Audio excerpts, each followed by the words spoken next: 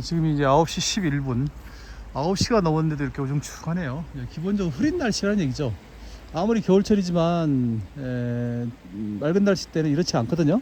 하늘이 파란데 이 시간이면 오늘은 완전히 우중충하네요. 오후에는 비나 눈이 내릴 확률이 40%라고 하는데 어쨌든 이제 요거는 이제 인왕산이고요. 인왕산 정상은 아니죠, 당연히. 인왕산 북쪽 홍제천 쪽 홍은동 쪽 마지막 구간입니다.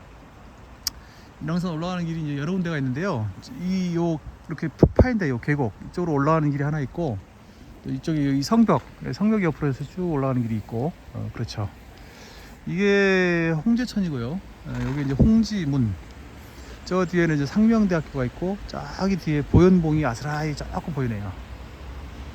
보현봉, 이제 보현봉이죠. 오늘 이 홍지문은 이제 여기가 최근에 많이 이렇게 정비가 돼가지고 지금 이제 완전히 깨끗하고요. 저기 청동오리. 오늘도 이제 다시 이제 걷기를 시작했고요. 여기까지 오는 동안 이제 꽤 걸은 거죠, 이미.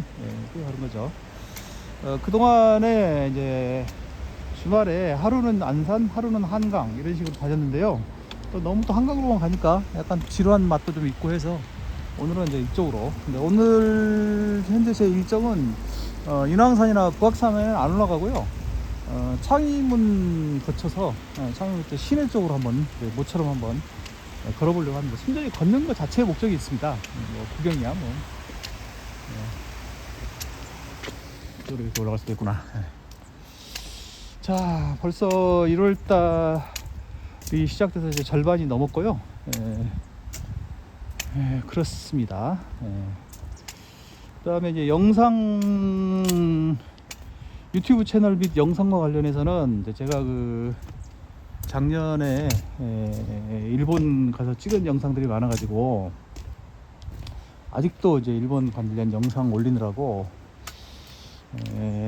그렇죠.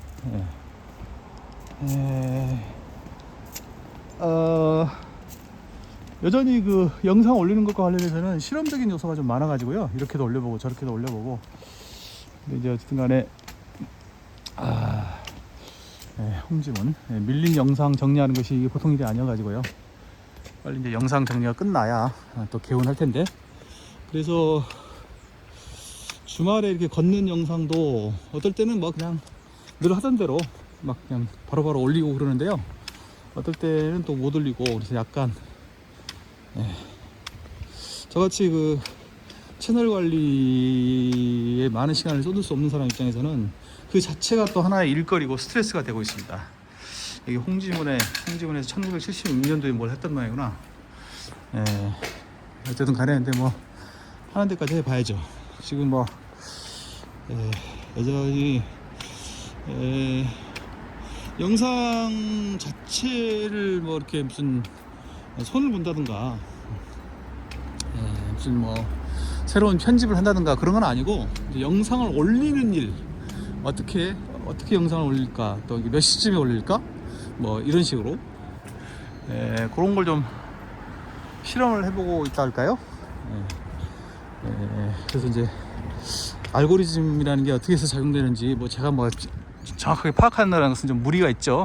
근데 그래도 어쨌든 러프하게라도 알고리즘이 어떻게 적용이 되는가를 한번 이렇게 논리적으로는 파악하기 어렵고, 그냥 경험적으로 내가 해보니까 이렇다더라, 이제 이걸 좀 깨우치기 위해서 영상을 꾸준히 올려보고 있습니다. 그러니까 뭐 이상한 짓을 한다는 건 아니고요. 그냥 영상 올리는 거, 제가 그냥 제 영상 올리는 거니까 이렇게 올려보고 저렇게 올려보고 뭐 그런다는 얘기죠.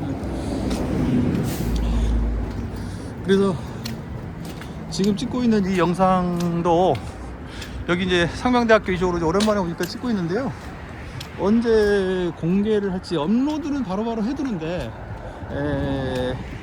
영상 올린다는 게, 여기서 올린다는 게 제 말씀은 업로드라는 의미가 아니라 공개한다는 의미입니다. 공개.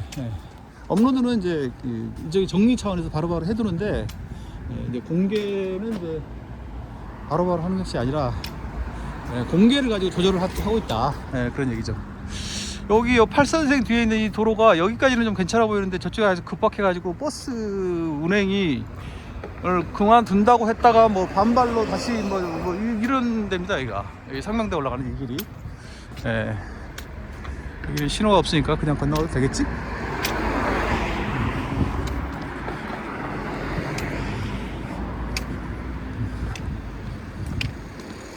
사람이 건너는 데도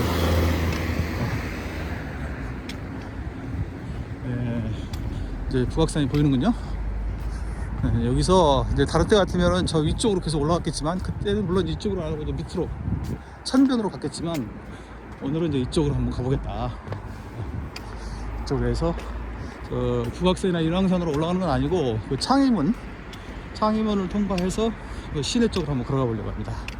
일단은 1등의 목표는 교보문고 정도, 교보문고 정도로 지금 상징을 하고 있습니다. 네.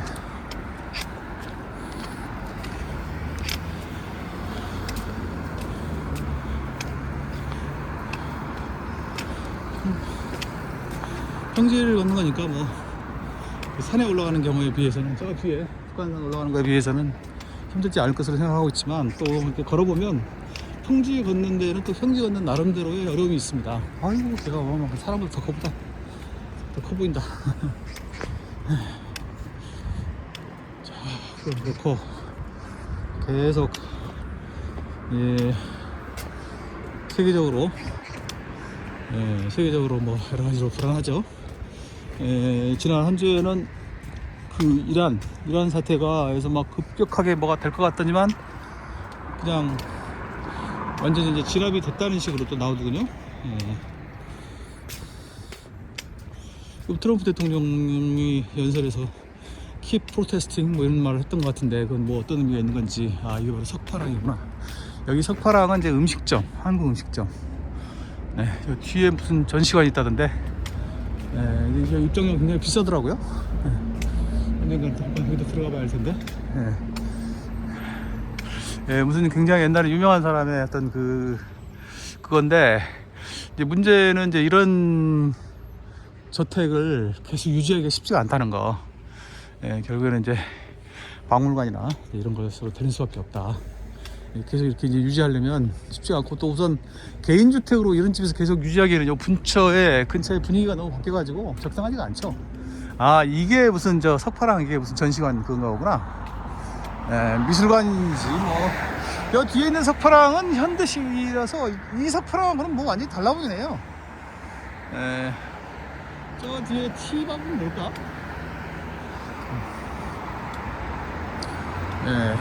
그렇다. 하여간 뭐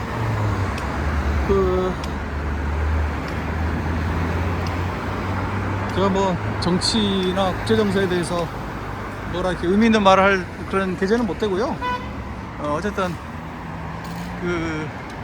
경제적인 어려움도 그렇고, 정치적으로 불안해지고, 그렇게 되면 이제 결국에는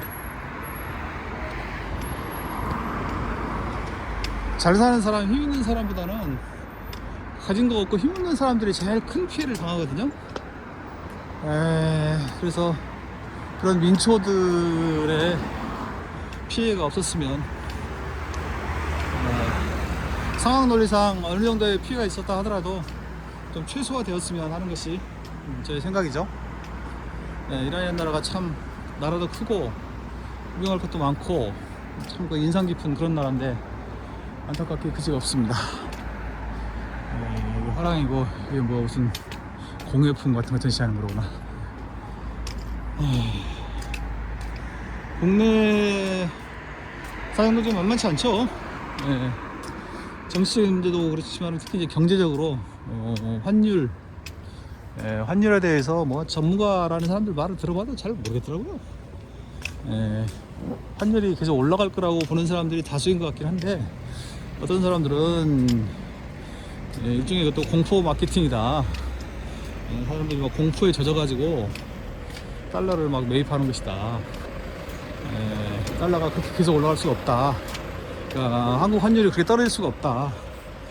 뭐 그렇게 얘기하는 사람도 있고, 또 나름대로 이렇게 그분들의 주장을 읽어보면 나름대로 또 설득력이 있기도 합니다. 또 설득력이 있으니까 더 문제인 거죠.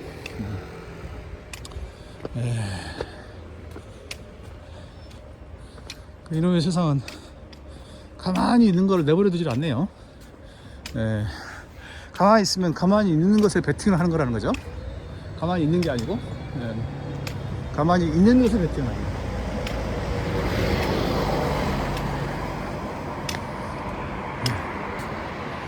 그런데 이제 확실히 그 뭐 주식이니 투자니 제가 뭐 그런 거 뭐 할 돈이 있는 것도 아니지만, 그런데 이렇게 관심을 안 가질 수가 없던 게요. 그런 투자를 통해서 돈을 많이 벌겠다라는 그 측면보다 은행 이자가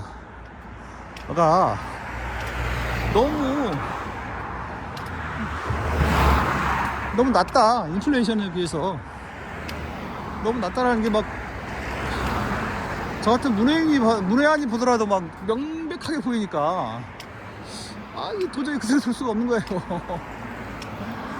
도저히 그래. 지금 뭐 그 평균 이자율, 뭐 정확히 무슨 이자를 말하는지 모르겠는데요. 평균 이자에서 한 2% 정도 이상, 예를 들어서 이제 뭐 기준 이자, 여기서 말하는 그 이자 기준이 되는 이자가 3%라고 하면 5% 정도가 매년 늘어나야 겨우 인플레이션이 방어가 된다는 거거든요. 여기서 말하는 인플레이션 방어의 5%는 투자 금액의 5%가 아니라 자기가 갖고 있는 전 자산의 5%랍니다. 그러니 이게 참, 아이고, 보통 사람들이 어쩌다 한번 이렇게 맞출 수는 있겠지만, 안정적으로 인플레이션 이상의 소득을, 자산 증가를 이룬다는 게 이게 쉬운 일이 아니죠.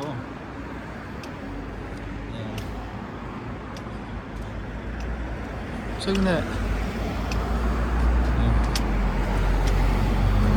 국내 주식시장이 지금 엄청나게 화랑을 이루고 있어가지고 돈을 많이 벌었다, 돈 번 사람들이 많다, 그런 사람들이 많던데, 그것도 또 불안해하는 사람들이 많고요.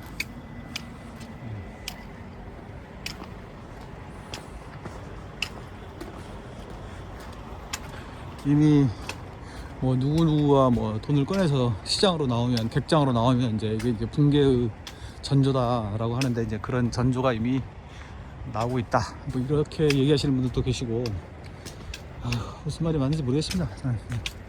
어쨌든 간에 저는 사실 이렇게 투자에 관심도 별로 없었고요. 능한 사람도 아니고 당연히 그냥 뭐 별 생각 없이 살아온 사람인데 인플레이션 대비 은행 정기예금 이자가 너무 낮다라는 생각은 해요. 저도 좀 이건 좀 지나치지 않나, 막 이런 생각이 좀 들어서 그것 때문에라도 이제 할 수 없이 관심을 갖게 됩니다. 그냥 이렇게 그냥 정기예금에다 달랑 넣어놓고 가만히 있는 것이 과연 상식인가? 뭐 저는 이제 여유자금이 있다고 해도 막 단타로 데이트레이딩 같은 거는 말할 것도 없고, 단타로 막 해가지고 이득을 보겠다 이런 생각은 전혀 없거든요. 그런 거 해서 제가 이렇게 돈을 벌 사람이 아니라고 저는 생각을 하기 때문에, 그러니까 도덕적인 얘기를 하는 게 아니라 능력이 없다는 게 능력이. 그래서 그런 건 생각도 안 하고요. 그냥 장기적으로 자산 감소만 막았으면 좋겠다라는 정도의 생각인데, 그런 생각조차도 만만치가 않다. 참 안타깝기도 하고 힘들기도 합니다. 이 세상을 살아간다는 게. 그래서 이제 당장에 막 지금은 이제 이미 좀 뭔가 크게 뭘 하기에는 약간 불안하기도 하고, 벌써 이러니까 돈을 못 버는 거죠. 당장에 어떻게 하겠다는 건 아니고 올 전반기에 좀 재조정을 좀 해야 되겠다는 생각을 지금 하고는 있습니다. 더 이상 이렇게는 못 쉬겠다. 저도 이제 뭐 여러 가지 생각을 좀 많이 해야 될 때가 됐고요. 그런 인플레이션 문제, 그로 인한 자산 감소의 문제, 그 다음에 주거 문제. 말하다 보니까 저도 전형적인 서민이로군요. 주거 문제는 할인각 주거 문제는 지금 뭐 당장의 오늘 내일의 문제는 아니긴 한데 한 1년쯤 후에 이제 뭔가 좀 큰 변화를 좀 피할 수 없는 상황이라서 지금부터 이제 서서히 뭘 어떻게 할까를 좀 생각을 해야 되겠다. 어떻게 해야 될지 모르겠어요.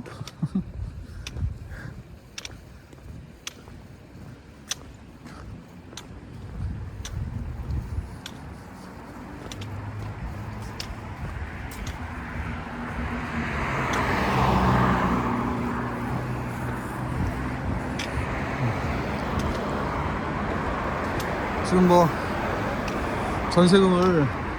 전세가 폭등을 하고 있고요. 그나마 더 없다고 합니다. 물건이 뭐